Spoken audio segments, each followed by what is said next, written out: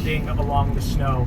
There are iron dwarves out here. There are winter wolves. You see Frostwind City troops riding like white rams. You see a bunch of guys in like formation doing drills and everything. And when the horn goes off, like everybody starts like turning to attention and stuff. You guys get to the bottom and you guys can't breathe anymore. Is there any tree cover? No, there's not gonna be any tree cover near the wall. But how far away is the tree line? Pretty far. It's kind of like open tundra. Cool. I dive into the snow as deep as I possibly can. Okay, so you're gonna like get down in the snow and just like hide there? I'm making a gosh dang snow angel. I like that move. Okay, yes. So you go down as the gases form.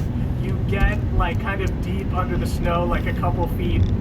And then you gaseous form, and you guys are all just like, I'm choking on snow. Baldur's just Baldur's just furiously swallowing snow. What is this hard mud? When I ungaseous formed, I was big enough that I sort of created a little bit of a cavern, right? And I like. What actually happened is you guys just kind of buried yourselves in the snow. So you're just like laying in the snow.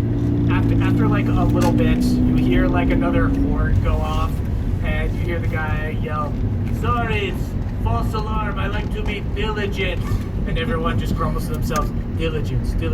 I'd like that dwarf to be reprimanded because he heard a whisper that said Frostwind sucks, and then yeah, that guy's overreacting. He's crazy. He was inspiring. He's clearly losing his mind. I like that. Frostwind does suck. They got the cutest little voices. People know that like magic exists in the world.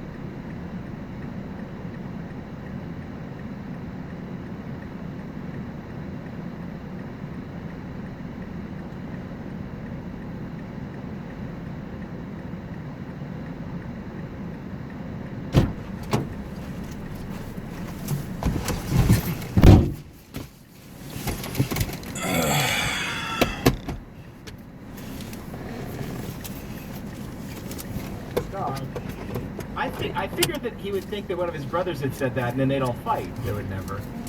That's what the deception roll is for. Yep. Sometimes you make a good roll, sometimes you make a bad one. Sorry about that, guy. I don't care. Does anyone need... when he threw dynamite at a dragon. Yeah, nice job being diligent, brother. They yell up in the wall. They're just yelling back and forth about how much they enjoy being diligent. See, now this is beautiful. Now we have to lay here till it's nighttime. You guys are just freezing in the foot. Our body warmth will keep us. Don't worry, our body warmth will keep us cool or warm. Head to toe, man. So you guys are kind of laying really low. You've kind of like covered yourself in snow. There is so much land here. It's kind of Game of Thrones style wall, although Game of Thrones wall is like 5,000 miles or something fucking ridiculous. It also has a big forest near it. It also has a big forest near it. This one does not have a big forest near it. This one is just tundra, kind of Hoth style. But there is, after a little bit, you see the wind starts to pick up and a lot of snow from the ground starts to go into the air.